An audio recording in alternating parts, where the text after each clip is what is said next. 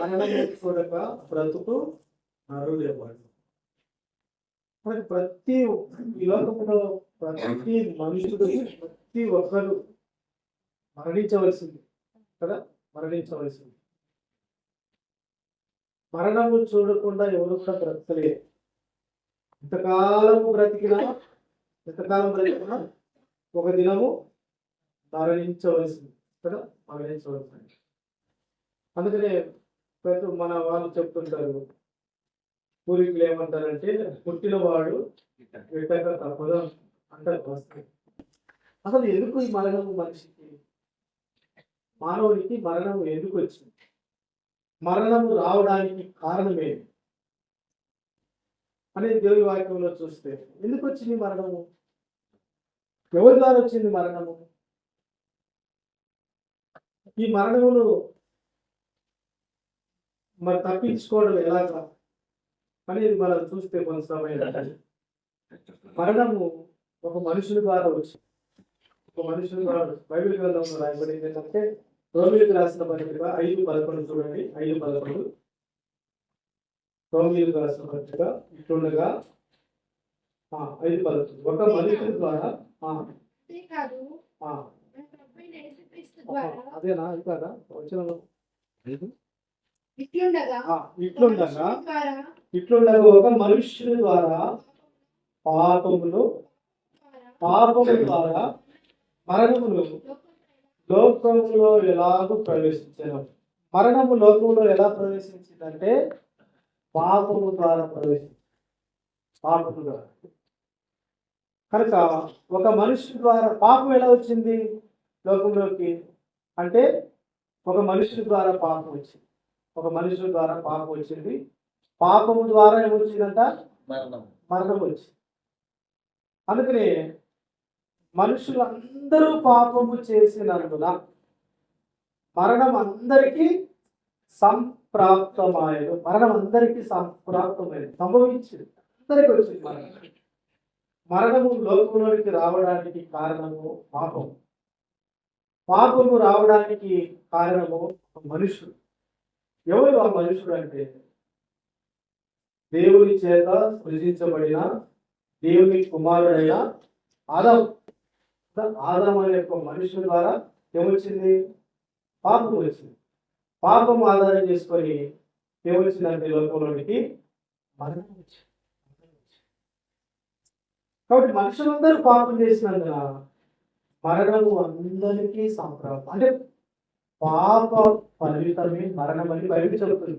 రోమిలకు రాసిన పత్రిక 6:23 చూడండి. రోమిలకు రాసిన పత్రిక ఏలైనగా పాపము వలన వచ్చిన జీతము మరణము. అయితే దేవుడి కృపావరము మన ప్రభువే క్రీస్తు యేసునందు పాపానికి వచ్చే ఫలితమే మరణం. పాప ఫలితమే మరణం. కాబట్టి ఈ శరీర సంబంధమైనటువంటి మరణము అందరికీ వస్తుంది. ఎంత గొప్పవాడైనా సరే, ఎంత స్థిరుడైనా సరే, ఎంత ధనవంతుడైనా సరే, ఎలాంటి వ్యక్తి అయినా సరే మరణించాల్సింది. కాబట్టి మరణము పాప ఫలితము. మరి ఈ మరణము పాపం ద్వారా మరణం వచ్చింది కనుక ఈ శరీర సంబంధమైనటువంటి మరణము తర్వాత ఇంకొక మరణం కూడా ఉంది. ఏంటంటే ఆత్మ సంబంధమైన, అది రెండవ మరణం అని బైబిల్ గ్రంథాలు చెప్తుంది. ప్రకటన 21:8 రాయబడింది. మనకు తెలిసి మాటలు పిరిగివారు, అవిశ్వాసులు వాళ్ళందరూ ఎక్కడ పోతారంట? అగ్ని గంధకములతో పండు గుండంలో పాలు పొందుతుంది. ఇది రెండవ మరణము. కాబట్టి శరీర సంబంధమైనటువంటి మరణము, ఆత్మ సంబంధమైన మరణం. ఇప్పుడు ఈ శరీరంలో నుండి ఆత్మ వెళ్ళిపోయిన తర్వాత శరీరం ఏమైంది? శరీరాన్ని ఏమంటారు? ఇప్పుడు ఉదాహరణ చూడండి. ప్రమాదవశాత్తు అనారోగ్యంతోనైనా ఒక మనిషి లోకి విడిచిపెడితే ఏమంటారు? చనిపోయారు అంటారు. చచ్చింది ఏంటంటే శరీరం పని చేయకుండా నిర్జీవంగా పడింది. పోయింది ఏంటి? ఆత్మ. ఆత్మ ఎక్కడికి పోయింది? ఎక్కడ నుండి వచ్చిందో అక్కడికి పోయింది కదా. ఎక్కడ నుండి వచ్చిందో అక్కడికి పోయింది. బైబిల్ గ్రంథం ఏం చెప్తుందంటే కొలస్సీయులకు 12:7 మన్ను అయినది వెలుపలికి వల్లే మరలా మన్ను అయిపోతుంది, మట్టికి చేరింది. ఆత్మ తాను దయచేసిన దేవుని దగ్గరికి పోయింది. ఆత్మ ఎక్కడి నుండి వచ్చిందంటే దేవుని దగ్గర నుండి వచ్చింది. ఈ శరీరం ఎక్కడి నుండి వచ్చిందంటే మట్టిలో నుండి వచ్చింది. ఇప్పుడు మనము మరణించినటువంటి వారిని సమాధి చేస్తే ఏం సమాధి చేస్తున్నాము? సమాధిని ఏం చేస్తున్నాము? శరీరంలో సమాధి చేస్తున్నాం. అయితే శరీరంలో ఉన్నటువంటి దేవుడు ఇచ్చిన ఆత్మ వెళ్ళిపోయింది. కాబట్టి ఈ శరీర సంబంధమైనటువంటి మరణము అందరికీ వస్తుంది. ఎంత గొప్పవారైనా మరణించవలసింది. మరి ఆత్మ సంబంధమైన మరణం తప్పించుకోవాలంటే ఈ మరణ శాసనము రాసినటువంటి ఆయన మరణించాలి. బైబిల్ చెప్తుంది ఎబ్రీయులకు రాసిన మరణ శాసనం ఎక్కడ ఉండదో చూడండి అన్నమాట. ఎబ్రీయులకు రాసిన పత్రిక 9వ అధ్యాయం.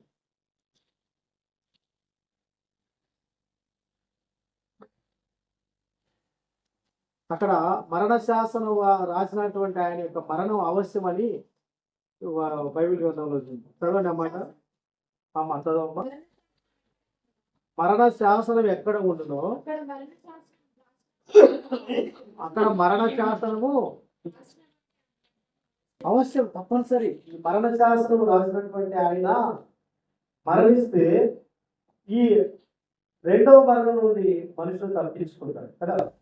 ఇప్పుడు యేసుక్రీస్తు ప్రభువు మరణించినది ఎందుకు అంటే మనలను మరణం నుండి విడిపించడానికి, రెండవ మరణం నుండి మనలను విడిపించడానికి, మన ఆత్మ నరకంలో నశించకుండా రక్షించడానికి ఆయన మరణము పొందినాడు. యేసుక్రీస్తు ప్రభు వారు పొందిన మరణం ఒకసారి గుర్తు చేసుకుంటే ఆయన ఎటువంటి మరణం పొందినాడంట? శిలువ మరణం పొందినాడు. శిలువ మరణం పొందినాడు. ఎవరి కోసం ఆయన శిలువ మరణం పొందింది? శిలువ శ్రమలను గురించి ఎవరి కోసం అంటే మనందరి కోసం, మనలను నిత్యత్వంలో చేర్చడం కోసం, ఆ రెండవ మరణం నుండి మనలను విడిపించడం కోసం, ఆయనతో కూడా ఆయన రాజ్యంలో ఉండడం కోసం. అంత మాత్రమే కాదు, ఆయనతో కూడా ఆయన ప్రక్కన మనం కూర్చోబెట్టడం కోసం.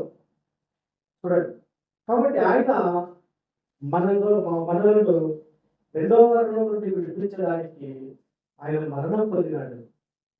మరణం పొందినంతగా ఆయన విధేయత చూపాడని బైబిల్ చెప్తుంది. శిలువ మరణము పొందినంతగా బైబిల్ గ్రంథంలో రాయబడింది. ఆయన ప్రాణంలో ఏం చేసినాడంట? ఆరపోసినాడు. ప్రాణంలో ఏం చేసినాడు? ఆరపోసినాడు. ఎవరి కోసము? మనలను రెండవ మరణం నుండి విడిపించడానికి. ఈ శరీర సామాన్య మరణం అందరికి వస్తుంది. ఈరోజు అందరూ వెళ్ళిపోయినారు, రేపు మనం వెళ్తాం అంతే. కనుక ఎనక ఉందే అంతే. కనుక అయితే ఆత్మకు రెండవ మరణం ఉంది. మన ఆత్మ నరకంలో నశించకుండా యుగాలు అంటే గుండంలో పాలు పొందకుండా ఉండాలి అంటే ఆత్మ విడిపించబడాలి, తప్పించబడాలి, రక్షించబడాలి. అందుకోసము మన ఆత్మను రక్షించడం కొరకు ఆయన మన కొరకు శిలువ మరణం పొందినాడు. శిలువ మరణం పొందినాడు, ప్రాణంలో దానం పోస్తున్నాడు. కనుక ఆ మన రెండవ మరణంలో పాలు పొందిన పరిస్థితి భయంకరంగా ఉంటుంది. ఆ రెండవ మరణం తప్పించుకోకపోతే పరిస్థితి చాలా దుర్భరంగా ఉంటుంది. మనం ఈ మరణం నుండి విడిపించబడి నిత్యత్వంలో మనతో కూడా మన రాజ్యంలో, మన మహిమలో ఉండాలనే ఉద్దేశంతో ఆయన మన కొరకు ఈ లోకానికి వచ్చాడు. కాబట్టి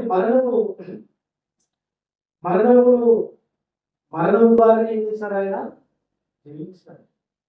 వాస్తవానికి దేవుని వాక్యంలో ఏం రాయబడిందంటే ఎబ్రీయులకు రాసిన పత్రిక 2వ అధ్యాయం 14వ వచనంలో ఆ పిల్లలు దూరం అంటే మనమే, ఆ పిల్లలు రక్త మాంసములు గలవారైనందున ఆ ప్రకారమే మరణం యొక్క బలము గలవారిని, అనగా అపవాదిని మరణము ద్వారా ఏం చేసినాడు? నశింపజేయుటకు, జీవితకాలం అంతా మరణం భయము చేత దాస్యములకు లోబడిన వారిని విడిపించుటకు ఆయన ఏం చేసినాడట? ఆయన కూడా రక్త మాంసములలో పాలివాడు ఆయనని బయట చెప్తుంది. మరణ బలము కలిగిన వారిని అనగా అపవాదిని ఏం చేయాలని? మరణము ద్వారా నశింపజేయడానికి. కనుక మరణ బలము గల వాడు అపవాది. వాడు ఏం చేస్తాడంటే అందరినీ భయపెడతాడు. దాస్యానికి అంటే వాడి దాసు అందరి మనుషులందరినీ దాసత్వంలో పడేసి భయపెడతాడు. ఏం భయపెడతాడు కదా? మరణం భయం పెడతాడు, మరణ భయం. అందుకని జీవితకాలం అంతా ఈ భయం ఉంటుంది మనిషికి. ఏ మనిషికి? దాసత్వంలో ఉన్నటువంటి మనిషి. పాప దాసంలో చిక్కులో వారికి ఏముంటుందంటే మరణ భయం ఉంటుంది. మరణ భయం. ఎందుకంటే పాప దాసంలో ఉన్నాడు, పాపములకు బానిసలో ఉన్నాడు, పాపపు అలవాట్లు కలిగి ఉన్నాడు, పాపపు జీవితం జీవిస్తున్నాడు, దేవుని మార్గంలో కాలేదు, ఇష్టానుసారంగా జీవిస్తున్నాడు. ఆ వ్యక్తికి ఏముంటుంది తెలుసా? మరణ భయం ఉంటుంది. భయపడతాడు మరణ భయం కలిగిన వాడు. కాబట్టి ఇటువంటి వారిని విడిపించడానికి, జీవితకాలం అంతా మరణ భయం చేత దాస్యములకు లోనైన వారిని విడిపించడానికి యేసు వారు రక్త మాంసములలో పాలివాడైనాడు. ఆయన ఆత్మైన దేవుడు మానవుడిగా సశరీరుడిగా ఆయన లోకంలో ప్రత్యక్షమైన దేవుడు కంటే మనలను మరణ భయం నుండి విడిపించడానికి, దాస్యం నుండి విడిపించడానికి, కాబట్టి మన ఆత్మను రక్షించడానికి ఆయన మరణము అనుభవించినాడు, మరణము పొందినాడు. మనలను దేవుని దగ్గరికి తీసుకురావడానికి, మనలను దేవుడితో సమాధానం పరచడానికి ఆయన ఏమైనాడంటే మన కోసం చంపబడ్డాడని బయలుస్తుంది. మన కోసం 3:18 ఏముందంటే ఎలాగగా మనల్ని దేవుని తెచ్చుటకు నీతి మంత్రుడైన క్రీస్తు అనీతి మంత్రులతో ఏమైనాడట? శరీర విషయంలో చంపబడ్డాడు, క్రూరంగా, దారుణంగా, భయంకరంగా చంపబడ్డాడు. సిలువేసి చంపుతున్నాడు ఆయన. ఎవరి కోసం అంటే మన కోసం. మనలో మరణ దాస్యంలో, మరణ భయములను విడిపించడానికి ఆయన శిలువ మరణం పొందినాడు. ఆయన మరణాన్ని జయించినాడు. మరణ బలం కలిగినటువంటి వారిని ఏం చేసినాడు? మరణం ద్వారా నశింపజేసినాడు. ఆయన చెప్పినాడు కదా, ఓ మరణమా నీ ముళ్ళు ఎక్కడ, ఓ సమాధి నీ విజయం ఎక్కడ? మరణానికి ముళ్ళు విరిచినాడు ఆయన. ఎందుకంటే మరణాన్ని బట్టి మనల్ని అపవాదిని భయపెడతా ఉన్నాడు. ఇప్పుడు మరణాన్ని జయించినాడు ఆయన. ఇప్పుడు దాస్యం నుండి విడిపించినాడు. అదే రక్షణ, ఆత్మకు రక్షణ. ఇప్పుడు రక్షణ పొందినటువంటి ఆత్మలు ఎక్కడున్నాయంటే నిత్యత్వంలో. ఇప్పుడు అందుకనే మనం 6:23 చదువుకున్నాం. పాపమరణం జీవితం మరణము అయితే దేవుని కృపావరం మన ప్రభువైన క్రీస్తు యేసునందు నిశ్చయించుకోము. కనుక దేవుడు మనకు రక్షణను వరంగా ఇచ్చినాడు. రక్షణను కనుక ఇదే నిత్య జీవం. అందుకే పౌలు భక్తుడు ఏమంటాడంటే మీరు విశ్వాసం ద్వారా కృప చేతనే రక్షింపబడినది, క్రియల వలన కలిగింది దేవుని వరమే. దేవుని వరము మనకు కలిగిన రక్షణ. కాబట్టి క్రీస్తు యేసునందు మనకి ఏం కలిగిందంటే నిత్య జీవం. నిత్యము దేవునితో ఉంటాం, యుగయుగములు దేవునితో ఉంటాం. మన ఆత్మకు రక్షణ, ఆత్మరక్షణ మనం పొందేవారం అయితే యుగయుగములు దేవునితో ఉంటాం. ఇప్పుడు అబ్రహ్మణ దేవునితో దేవుని దగ్గరికి వెళ్ళిపోయాడు. కనుక పరిశుద్ధుల యొక్క ఆత్మలు ఎక్కడికి వెళ్తాయంటే ఈ లోకం విడిచిపెడితే పరదేశకి వెళ్తాయి. ఎక్కడికి వెళ్తాయంట? పరదేశంలో అబ్రహ్మకు రూపం అంటాడు. అది పరిశుద్ధుల యొక్క ఆత్మలు ఉండే స్థలాన్ని పరదేశాడు. ఇప్పుడు యేసు ప్రభువును నమ్ముకోకుండా, పాపక్షమాపణ పొందకుండా, యేసు ప్రభువును రక్షకుడిగా అంగీకరించకుండా మరణించిన వారి యొక్క ఆత్మలు ఎక్కడ ఉంటాయంటే నరకంలో ఉంటాయి. నరకంలో ఏంటి నరకం అంటే? భయంకరమైన యాతనకరమైన స్థలం, భయంకరమైనటువంటి ఆ ఏడుపు పండుగలుండే స్థలం. దాని పేరు ఏంటంటే నిత్యాగ్ని పడిపోతుంది. అక్కడ ఏముంటదంట? ఏడుపు ఉంటుంది, పండ్లు కొరుకుతూ ఉంటుంది. అదే నరకం. కాబట్టి మనం గమనించవలసింది, ఈ లోకంలో భూమి మీద బ్రతుకున్న మనము గమనించవలసింది ఏంటంటే, మనం నమ్మాల్సిన విషయాలు కూడా 3 విషయాలు మనం నమ్మాలి. మొట్టమొదటిది ఏంటంటే జీవితము అనేది వాస్తవం. ఇదేదో జీవితం అంటే ఇది కాదు, ఇది వాస్తవం. జీవితం అనేది వాస్తవం, యథార్థం. కనుక తర్వాత రెండో విషయం ఏంటంటే మనం నమ్మాల్సింది, మరణము అనేది కూడా వాస్తవం. మరణం అందరికీ వస్తుంది. ఏ వయసులో వాళ్ళకైనా వస్తుంది. చిన్నపిల్లలు, వృద్ధులు, యవనస్తులు, అందరికీ ఏ వయసులో వాడికైనా మరణం వస్తుంది. మరణం అనేది వాస్తవం. తర్వాత మూడో విషయం నమ్మాల్సింది ఏంటంటే మరణాంతర జీవితం కూడా వాస్తవం. మరణించిన తర్వాత మన ఆత్మ ఏదో ఒక స్థలంలో నిత్యత్వం గడపాలి. ఏదో ఒక స్థలం. రెండు మార్గాలు ఉన్నాయి. ఒకటేమో పరలోకము, ఒకటేమో 2 స్థలాలు ఉన్నాయి. ఒకటి పరలోకము, మరొకటి పాతాళం. మరణించిన తర్వాత ఆత్మ ఏదో ఒక స్థలంలో నిత్యత్వం గడపాలి. ఆత్మకి ఏం లేదంట? ఆత్మకు సావు లేదు. యేసును రక్షకుడిగా అంగీకరించి నీతిగా, యథార్థంగా, బ్రహ్మాండంగా బ్రతికి ఈరోజు విడిచిపెట్టిన వారి ఆత్మ ఎక్కడుంటాయంటే ఆ ప్రదేశంలో నెమ్మదిగా, లేకపోతే పాతాళంలో. చూడండి, మనకు యేసుప్రభువు చెప్పిన కథ ఉంది కదా, ఏంటి? ధనవంతుడు ధనవంతుడు ప్రతిదినము ఉదాహరణ బట్టలు వేసుకుని ప్రతిదినం బహుగా సుఖపడుతున్నాడంట. ఆ ధనవంతుడి ఇంటి వారికి ఏమన్నారు? దరిద్రుడైన లాజరు. బైబిల్లో ధనవంతుడి పేరు లేదు, కానీ పరిశుద్ధాత్మ దేవుడు దరిద్రుడైనటువంటి లాజరు పేరు రాసినాడు. ఆ ధనవంతుడికి పేరు ఉంటుంది కదా, కానీ బైబిల్లో లేదు. వాడు ధనవంతుడు కాబట్టి వాడి పేరు ఎక్కడ చూసినా మార్పు పోయి ఉండొచ్చు. ఏ శిలాఫలక మీద చూసినా వాడి పేరే ఉండొచ్చు. ఏ నీళ్ళ మీద చూసినా వాడి పేరే ఉండదు. ఏ గొడవల మీద చూసినా వాడి పేరు ఉండొచ్చు, ఎందుకంటే ధనవంతుడు కాబట్టి. కానీ బైబిల్లో లేదు. ధనవంతుడు అప్పుడు ఉండేదని స్టార్ట్ చేస్తాడు. ఆ ధనవంతుడు ఇంటి వాకిట వాడు స్థిరంగా పడిన రొట్టె ముక్కలు తింటున్నటువంటి లాజరు పేరు. చూడండి, బతుకున్నప్పుడు వాళ్ళ స్థితిగతులు వేరుగా ఉన్నాయి.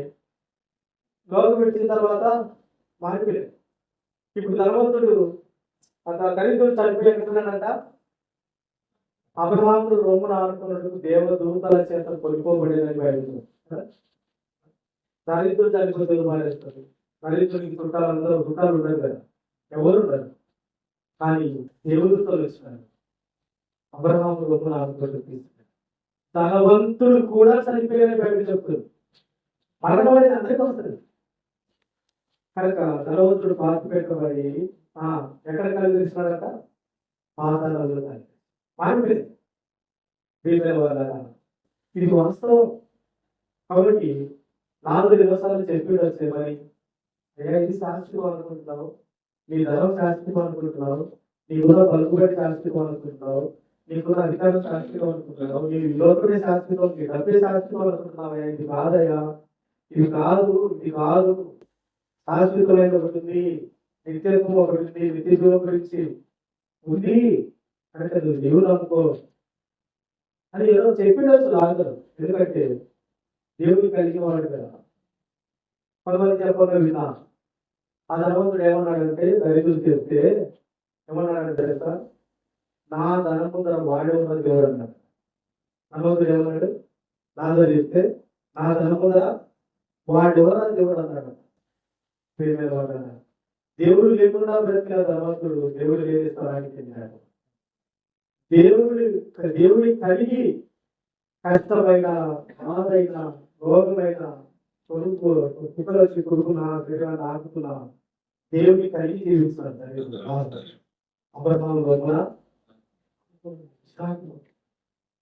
కాబట్టి ఈ లోకంలో మనకి ఏమి లేకపోయినా అన్నిటికంటే వినైనటువంటి దేవుడిని కలిగితే చాలు, మనము ఆ 2వ మరణం తప్పించుకో కదా. కాబట్టి అన్నీ ఉండి దేవుడు లేకపోతే ఏ ప్రయోజనం లేదు. దేవుడు లేని జీవితం అది ఇప్పుడు కానీ దేవుడు అది బైబిల్ ఏం చెప్తుందంటే ఆయన ఎవరైతే దేవుడు చనిపోతారో వాళ్ళు ధన్యులని బైబిల్ తన అతిక్రమణకు పరిహారం వాడు, తన పాపములకు ప్రాయశ్చిత్తం వాడు ధన్యుడు. అందుకనే సువార్త చెప్పింది, వాక్యం చెప్పింది, ఏ సందర్భమైన, ఏ మీటింగ్ ఏ అకేషన్ అది శుభకార్యమైన, సమాజకార్యమైన ఎందుకు సువార్త చెప్తారు దేవుని వాక్యంలో అంటే రక్షణ పొందడం చాలా ప్రాముఖ్యమైనది. రక్షణ ఎంతో గొప్పది. బైబిల్ చెప్తుంది గొప్ప రక్షణ, ఆత్మరక్షణ. ఆత్మరక్షణ లేకపోతే ఏం లేదట, పరలోకం లేదు, పరలోకం లేదు. కానీ పరలోకంలోకి వెళ్ళే వ్యక్తి అనుకుపోతాడంటే నరకానికి పోతాడు. మరి యేసుప్రభువుకి ఇష్టం లేదు కదా, ఏ మనుషుడు నశించడానికి ఇష్టం లేదు, అందరూ మానవ పొందాలని కోరుతున్నారు. కాబట్టి ఈ విషయాలు మనం ఈ లోకంలో బ్రతుకున్నప్పుడే మనం తెలుసుకోవాలి. మరణం రాకముందే తెలుసుకోవాలా, ఆలోచించాలా. కనుక ఆయన మన రక్షకుడిగా, సొంత రక్షకుడిగా ఏం చేయాలా, అంగీకరించాలా, మన హృదయంలో చేర్చుకోవాలా. ఎన్నోసార్లు వాక్యం వింటుంటాం, ఇటువంటి సందర్భాల్లో ఏ సందర్భమైన వాక్యం వింటుంటాం, కానీ మనం ఏం చేస్తామంటే నిర్లక్ష్య పెడతాం, రోజు చేస్తాం, కనుక పట్టించుకో, గడిచే పెడతాం. దానివల్ల ఎంతో నష్టం ఉంది, ఎంతో నష్టం ఉంది. కొంతమంది ఏం చేస్తారు, ఆ దేవుని మాటలు వినడానికి ఇష్టపడరు. ఒక వ్యాపారస్తుడు తను కలిగినటువంటి వ్యాపారం అంతట్లో దీంట్లో ఉపయోగించుకొని లెక్క పెట్టుకుంటున్నాడు. ఒక సేవకుడు వెళ్ళి తలుపు తగ్గుతున్నాడు, అయ్యా దేవుని ప్రేమల గురించి, నిత్యజీవం గురించి, నిత్యత్వం గురించి కొన్ని విషయాలు చెప్తారు, నాకు కొంత సమయం ఇస్తాము అన్నాడు. ఏమన్నా తెలుసు, నాకు సమయం లేదు, తర్వాత రాకు అన్నాడు. తర్వాత మళ్ళీ వచ్చినాడు, అయ్యా దేవుని ప్రేమ గురించి, నిత్యత్వం గురించి కొన్ని విషయాలు చెప్తారయ్యా, నాకు కొంత సమయం ఇస్తామంటే నాకు సమయం లేదు అన్నాడు. మరి మీకు ఎప్పుడు సమయం ఉంటుందని చెప్పండి, నేను అప్పుడు వచ్చి చెప్తాను దేవుని ప్రేమ గురించి అంటే.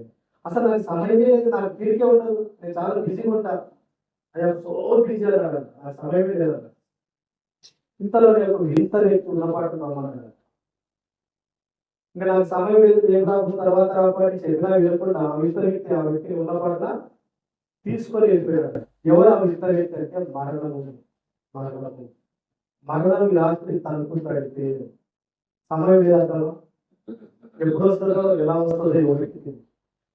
అయితే క్రీస్తులందరి మరణిస్తే అది ఇప్పుడు అబ్రహాము మనం ఏమంటున్నాము, బైబిల్ చెప్తుంది కాబట్టి. యేసు క్రీస్తు లేకుండా మరణిస్తే అక్కడ వేదలు మంచి వాక్యం పెట్టాడు సోదరుడు. యేసు క్రీస్తును తెలుసుకోకుండా చచ్చిపోవద్దు అని ఆడ గేట్కు ఒక బ్యానర్ పెట్టాం. యేసు ప్రభువును తెలుసుకోకుండా చనిపోవద్దు, యేసు చనిపోవడం యేసు ప్రభు తెలుసుకోవాలి. ఏమని తెలుసుకోవాలని, రక్షకుడిని తెలుసుకోవాలి. ఆయన మన కొరకు లెక్కించాలని తెలుసుకోవాలి, మన పాపల కొరకు శిలువలో మరణించాలని తెలుసుకోవాలి. అదే రక్షణ. బైబిల్ ఏం చెప్తుందంటే యేసు ప్రభు అని నిలవతో ఒప్పుకొని దేవుడు ఆయన మృతుల నుండి లేకపోయిన ఉదయమాన్ని విశ్వసిస్తే మీరు రక్షింపడతావు. ఇంత గొప్ప రక్షణను నిర్లక్ష్యం చేస్తే తప్పించుకోలేదు. కనుక పాటలు పాడచ్చు, చర్చికి పోవచ్చు, యేసు ప్రభువును సొంత రక్షకుడిగా అంగీకరించకపోతే నీకు రక్షణ లేదంటే, నీవు పాప పరిహారం పొందగట్టే, నీ పాపములు పరిహరించబడకపోతే, పాప క్షమాపణ లేకపోతే నిత్యత్వం నిద్రపడుతున్నారు. కాబట్టి ప్రియమైన సహోదరులారా, మాటలు వింటున్నా మీ ఎవరైనా కావచ్చు, ఇంకా హృదయం యేసు ప్రభువుకి ఇవ్వకపోతే, పాప క్షమాపణ కొరకై వేడుకోకపోతే, ఇప్పుడైనా సరే అబ్రహాము చెప్పేది. కనుక దేవుని వాక్యం చెప్పేది ఏమంటే దీపం ఉండగానే మీరు చట్టు పెట్టుకోమని రాజుతో దేవుడు చెప్తారు. అంటే నీ ఉదయం నువ్వు నీ ప్రాణం ఉండగానే ఏం చేయాలి, జీవితాన్ని సర్దించుకోవాలి. మరణించిన తర్వాత సమయం ఉండదు, బాగుంది మనం పశ్చాత్తాపడడానికి ఉండదు. అందుకని కేసులు 18:32లో మాట, మరణం నొందు వాడు తాను మరణం నొందుకుని బట్టి నేను సంతోషించువాడను కాదు. ఒక మనిషి పాపంలో మరణిస్తే యేసు ప్రభువుకి ఇష్టం లేదు. ఎందుకంటే మా మిత్రుల అర్థాన్ని కాదు. కనుక మనసు తిప్పుకోండి, నా వైపు తిరగండి, అప్పుడు మీరు బ్రతుకుతారు. కాబట్టి ఈ రాత్రికాల సమయంలో మరణానికి కారణం పాపం. పాపం ఎట్లా వచ్చిందంటే దేవుని ఆజ్ఞను అతిక్రమించినాడు ఆదాము. అందుకే పాపం వచ్చింది. పాప ద్వారా మరణం వచ్చింది. ఈ మరణము అందరికీ వచ్చింది. కాబట్టి ఈ మరణం నుండి, ఈ భయంకరమైన నిత్య నరకం నుండి మనల్ని తప్పించడానికి చేసుకుంటాం. మన కొరకు లోకానికి వచ్చి మరణించినాడు, సమాధి చేయబడినాడు, తిరిగి లేచినాడు. ఆయన్ను సొంత రక్షకుడిగా అంగీకరిస్తే శరీర సంబంధమైన మరణము మనకు వచ్చినా మనం ధన్యకరమైనటువంటి స్థితిలోకి వెళ్ళిపోతాం. బైబిల్ ఏం చెప్తుందంటే భక్తులైన వారు ఎక్కడికి పోతున్నారంట? తీసుకొని పోబడుతున్నారని యెషయా 53:52లో భక్తులైన వారు ఎక్కడ పోతున్నారు? తీసుకొని పోబడుతున్నారు. అంటే ఒక చోటు నుండి ఒక చోటు. దేవుని బిడ్డలకు మరణం అనేది ప్రమోషన్ లాంటిది. ప్రమోషన్ అంటే కింది స్థితి నుండి పై స్థాయి కింది నుండి పై ప్రమోషన్. తీసుకొని పోబడుతున్నారు అంటే ఇక్కడ భూలోకం నుండి ఎక్కడికి తీసుకొని పోబడుతున్నారు? పరలోకానికి. దేవుడు చేస్తారు ఆయన తీసుకొని పోబడుతున్నారు. కనుక తమకు సూటైన మార్గంలో వెళ్తా ఉన్నారు, నిత్య విశ్రాంతిలోనికి వెళ్తా ఉన్నారు. కనుక భక్తులకు మరణము ప్రమోషన్. నువ్వు యేసుప్రభువులో నువ్వు విశ్వాసం ఉంచిన వారికి అది భయంకరం. కాబట్టి యేసు క్రీస్తును సొంత రక్షకుడిగా ఆయన ఎదుట మన పాపాలు ఎత్తుకోవాలి, మన జీవితాన్ని సరిచేసుకోవాలి, సరిదిద్దుకోవాలి. ఆయనకి మన హృదయం ఇవ్వాలి. ఆయన ఏమంటున్నారు తెలుసా? నా కుమారుడా, నా కుమార్తె, నీ హృదయంలో నాకు ఇవ్వాలంటున్నాడు. ఏమంటారమ్మా? మన హృదయాన్ని ఇస్తే మన హృదయాన్ని మారుస్తాడు. మన హృదయంలో పాపాన్ని క్షమిస్తాడు, పరిహరిస్తాడు, కడుగుతాడు, శుద్ధి చేస్తాడు. ఆయన బిడ్డగా పరిస్థితి ఈ లోకంలో జీవించినంత కాలము దేవుడు మనకి ఇచ్చిన ఆయుష్కాలం అంతా ఆయన కొరకు నమ్మకంగా బ్రతికితే మనల్ని కూడా తీసుకొని పోతాడు. మనం కూడా అందుకనే దేవుడు చెప్పినాడు అక్కడ అన్న కూడా మనం రాస్తున్నారు. అన్ని వాక్యాలు ఉన్నాయి. యోహాను సువార్త 14:1 హృదయములు కలవరా అంటే మీకు దేవుని మీద విశ్వాసం ఉంటున్నారు, ఆయన కూడా నేను మీకు స్థలం సిద్ధపరిచే వెళ్తున్నాను. నేను స్థలంలో మీరు లాగా మరలా వచ్చి మిమ్మల్ని తీసుకొని పోతాను. కనుక మన కొరకు ఆయన స్థలం సిద్ధపరుస్తున్నాడు. కాబట్టి ఆ స్థలానికి మనం వెళ్ళాలంటే ఈ స్థలం విడిచిపెట్టకపోతే మనం తీర్మానం చేసుకోవాలి, తెలుసుకోవాలి, హృదయంలో తెలుసుకోవాలి. ఎంతకాలం ప్రయత్నం రోజు వెళ్ళిపోతాం. కనుక ఎలా ఉంది మన జీవితం అనేది చూసుకోవాలి. ఇప్పుడు ప్రభువులు అంగీకరించుకున్నా సరిపోతే నరకం ఉంది. అందుకనే యేసు ప్రభువును సొంత రక్షకుడిగా అంగీకరించాలి. బైబిల్ ఏం చెప్తుందంటే ఇదే మిక్కిలి అనుకూలమైన సమయం, ఇదే రక్షణ చెప్తుంది. ఇప్పుడే నేడు కూడా సమయం అంటాడు పౌలు భక్తుడు. నేడు అనేది పోతుంది. నేడు పోయిందంటే రేపు వస్తుంది. కాబట్టి రేపు ఏం జరుగుతుందో మనకి రేపు మనది కాదు. వాస్తవానికి మనం నిన్నటోళ్ళం అయితే ఈరోజు వచ్చినాడు, రేపు ఉంటామో తెలియదు. కాబట్టి దేవుడు మనకి ఇస్తున్న సమయము ఇదే ఇట్లా అనుకున్న సమయం. ఇప్పుడే యేసు ప్రభువును హృదయంలో తెలుసుకుంటే రక్షణ దొరుకుతుంది. అప్పుడు లోపడిస్తే దేవుని రాజ్యంలో విద్యేసుకొని దేవుడితో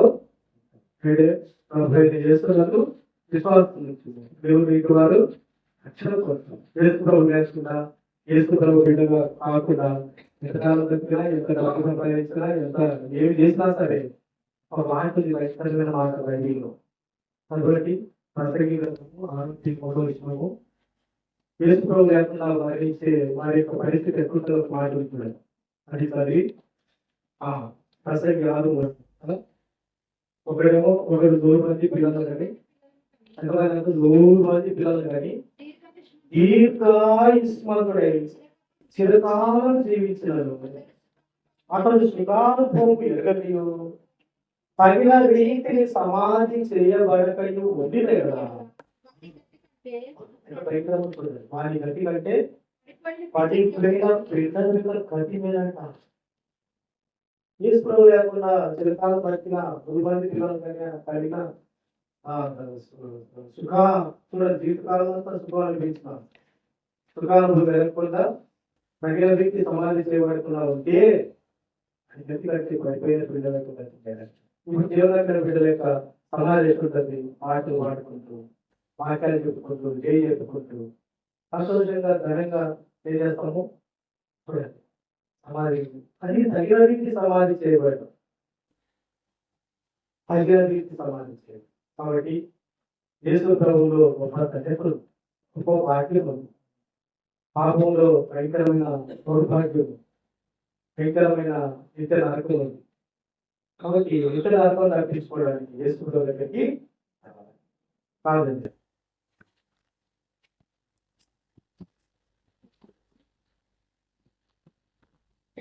దేవుడి తండ్రి వర్ణములు వాస్తవమైన సంగతులను మేము వినగా వినాలు విడిచిపెట్టేవారిగా ఉన్నాం.